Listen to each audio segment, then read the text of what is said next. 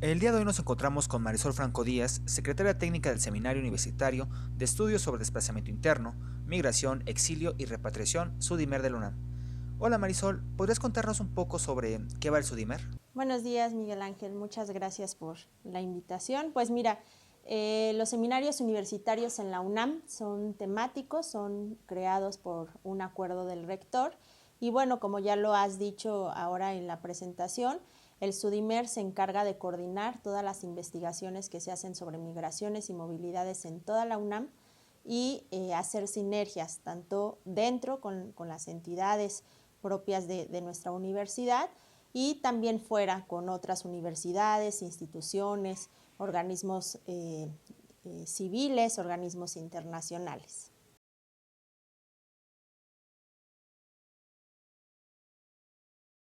Bueno, tenemos que decir que las caravanas migrantes han sido, pues, han sido muy vistas, ¿no? Por los medios y no porque antes no existieran, en realidad las caravanas siempre han existido, pero ahora lo que ha transformado y lo que se ha hecho más visible es que, pues bueno, ahora han venido en flujos más grandes de los que estábamos acostumbrados a ver y también se han evidenciado a través de otras plataformas a las que estábamos acostumbrados.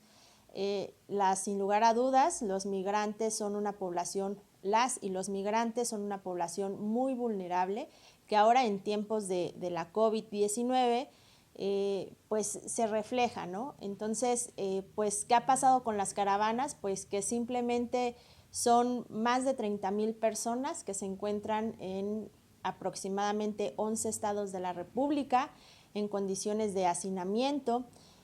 Muchos de ellos habían conseguido a lo mejor algún trabajo, que bueno, como todas y todos sabemos, los trabajos de los migrantes son trabajos precarios, con sueldos muy bajos, ¿no? Son actividades en las que los nacionales no queremos o no nos gusta tanto hacer, son actividades que se las delegamos a los otros, ¿no?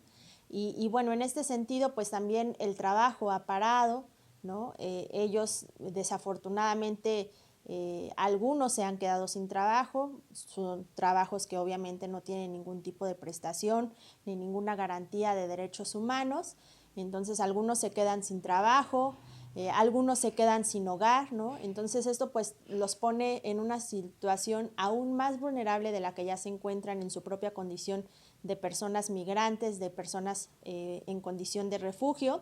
Y bueno, también muchos de ellos pues se ven en condiciones de calle.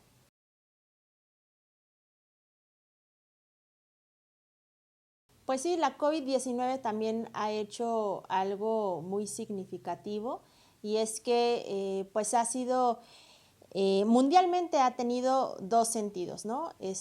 Ha sido el pretexto que muchas naciones han tenido para cerrar fronteras con sus países vecinos y también ha evidenciado todos estos discursos antiinmigrantes, discriminatorios y de vulnerabilidad, ¿no? Que como muy bien decías, pondera a estas personas en situaciones en las que ellos vienen huyendo de situaciones de violencia y que al encontrarse en estos países y en estas condiciones, pues obviamente a veces es su única salida, ¿no? Históricamente en México, pues el control y la detención migratoria pues se ve militarizada, ¿no?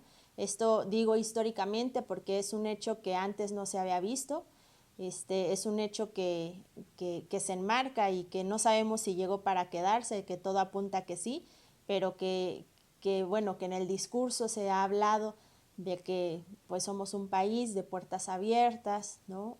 Un país solidario, un país multicultural, pero en la práctica pues nos encontramos con acciones de control, acciones militarizadas en contra de estas personas.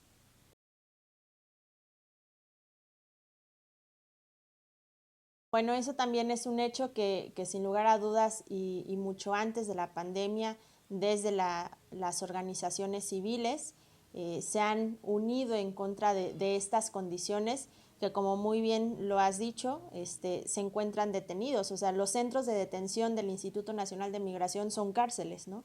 No son otra cosa.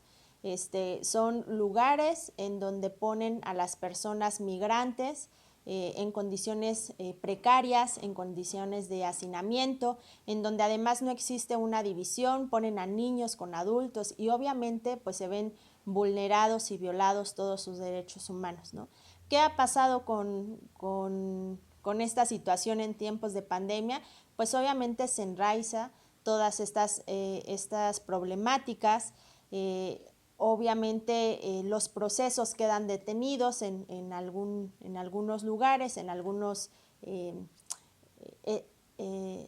instancias del gobierno, y eso obliga también a que pues, las personas no tengan otro lugar más que quedarse ahí, ¿no? Aunado a las condiciones de hacinamiento en las que ellos se encuentran, pues los pone en una situación muy vulnerable porque pues cómo pueden tener la sana distancia, ¿no? En un centro de control en donde además son para 600 personas y tienen a casi 3,000 personas, ¿no? En donde además niños, niñas, adolescentes conviven con adultos, ¿no? Entonces no existen controles sanitarios, no hay tampoco estos controles para saber quién está enfermo o quién podría ser portador de la enfermedad, y bueno, tampoco existen las condiciones para poder brindarles la atención de salud necesaria en esas condiciones, ¿no? Es un hecho que, lo vuelvo a repetir, las organizaciones civiles lo han hecho tanto en la frontera norte como en la frontera sur. Es una lucha no de ahorita, de mucho tiempo atrás, que han exigido al gobierno, sobre todo, ¿no? Que libere a estas personas, ¿no?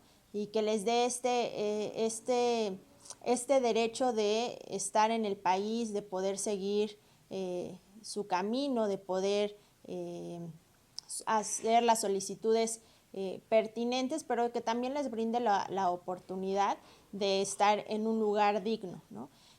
Las organizaciones civiles, lo vuelvo a repetir, apenas en la semana desde el SUDIMER hacíamos una presentación de un informe sobre las rutas alternativas que hacían las personas migrantes respecto, ¿no? a esta condición de pandemia, y obviamente es un trabajo que más de 40 organizaciones civiles han hecho, en donde han documentado qué es lo que ocurre en estos centros de detención, y también exigen al gobierno y a todas las instancias correspondientes qué es lo que debería de existir y qué es lo que deberían y lo que les piden, ¿no? Que existan para hacer valer todos estos derechos humanos de estas personas.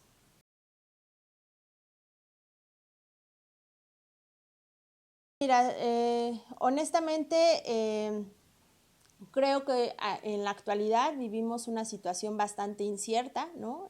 Todas y todos no sabemos realmente cuáles vayan a ser las condiciones en las cuales nos vamos a encontrar. Hablamos de una nueva normalidad, pero pues más bien dudo mucho que sea una normalidad, ¿no? Más bien ni siquiera sabemos si la anterior era una normalidad, ¿no? Entonces, en este sentido, más bien yo el término que ocuparía en esta nueva realidad en la que nos vamos a enfrentar, y hablando en términos de migración, pues bueno, sin lugar a dudas, esta condición de la COVID-19, de esta enfermedad que no solamente es en México, que ocurre en todo el mundo, y como ya lo decíamos al principio, también viene consigo todos estos discursos discriminatorios, antiinmigrantes y demás, y también enfatiza todas aquellas condiciones en las que se encuentran desde origen las personas, ¿no? Entonces, sin lugar a dudas, nos pone en una situación muy compleja, porque si antes existía la necesidad de salir de tu país de origen por las condiciones que fueran económicas, de violencia, sociales, políticas, etcétera, pues ahora con mayor razón esto evidencia que la gente tiene que salir de su país, ¿no? Recientemente, las semanas pasadas, decían que se avecina una nueva caravana, que justo ayer o antier me parece que dijeron que fue frenada en la frontera sur. Fue frenada por este control militar que estamos ejerciendo que están ejerciendo desde el gobierno, Y entonces, pues justo esto, ¿no? No sabemos qué es lo que va a pasar realmente, ¿no? Sí sabemos que todo esto evidencia las necesidades que ya existen de origen. La migración seguirá existiendo, las personas sin lugar a dudas pues siempre buscamos la forma de sobrevivir, ¿no? Y pues bueno, sobre todo cuando te encuentras en condiciones vulnerables desde tu país de origen, pues a veces es la única forma que ellos tienen para poder sentirse seguros, ¿no?